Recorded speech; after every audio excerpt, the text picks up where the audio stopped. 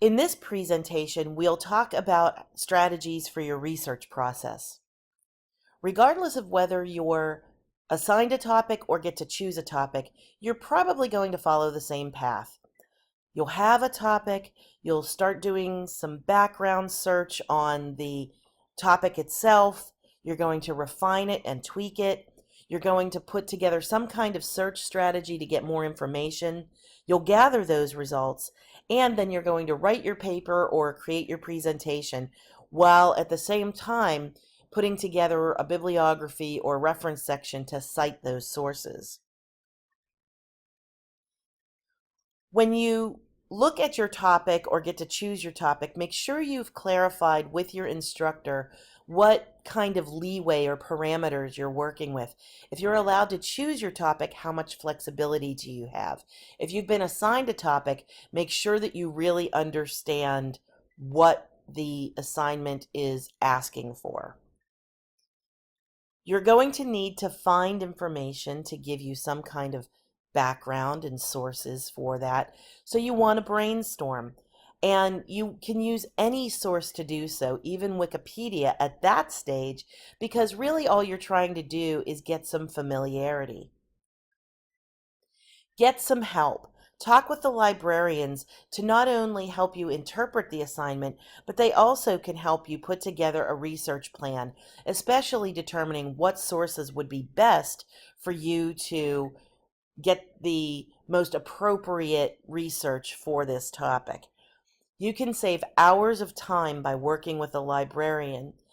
A 15 to 30-minute conversation or meeting with them, or even an email with specific suggestions from your assignment topic can save you lots and lots of time because they're going to know where to find the best resources.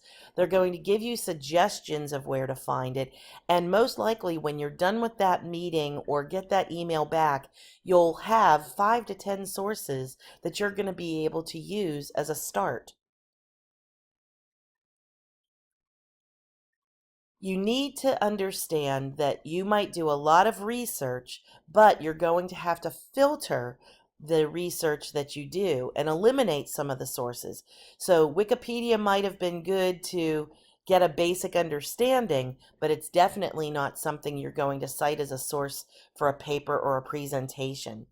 Also, your instructor might give you specific requirements like peer-reviewed journals or not using particular websites. Make sure you're understanding what your limitations are. When you make a tentative outline, you really can start to narrow your focus and take that information you have found and start concentrating it into ideas and main ideas that are the skeleton of your paper. You can also determine if you have what you need or if there's gaps that you need to get more detail for. Again, get some help from the resources available to you. Talk with the Writing Center. They can help you, again, brainstorm from the very beginning to creating that outline, to looking at your outline, seeing where there might be holes or gaps, and give you some suggestions and recommendations for main ideas and what to research. So in the plan that you have, the research strategy that you're creating, you need to understand the assignment requirements, including the length. Is it 500 words, 1,000 words, 5,000 words? How long is that? What kind of sources you're allowed to use? And what kind of formatting requirements you might have. Different disciplines require different formatting. MLA, APA, Chicago, Turabian. If all of these acronyms are Greek to you and you don't understand what I'm referencing, it's really important for you to work with the Writing Center. You need to make sure that you really understand those instructor expectations and that you know what you need to do to meet those expectations for that research. Understand whether or not you're allowed to create a topic, how much leeway you have with that topic, and if you are assigned a topic, how to develop that and narrow it so you can come up with a succinct paper or presentation. Understand the topic with some breadth, with some complexity. When you know just the surface information about your topic, you're not going to be able to write on it very effectively. So you want to make sure that you understand possible nuances or subtopics that you can use and expand. You want to use a variety of sources, including books, articles, journals, news sources, magazines, videos, and sound recordings. And you can find all of these on the library website when you log in their databases and a variety of their other tools. You want to make sure that you're using valid and credible sources and evaluate whether or not they are good and meeting instructor expectations, and librarians can assist you with that. And you want to make sure that you're citing what you found, not only when you're writing your paper using in-text citations, but with your references, bibliography, or works cited at the end. Librarians can help you with that as well as the Writing Center. Unintentional plagiarism is still plagiarism. So you need to acquire those skills or make sure that you get your documents reviewed so that you're citing properly. The library has put together these things called info guides on a variety of topics where they have compiled resources and tools that can help you.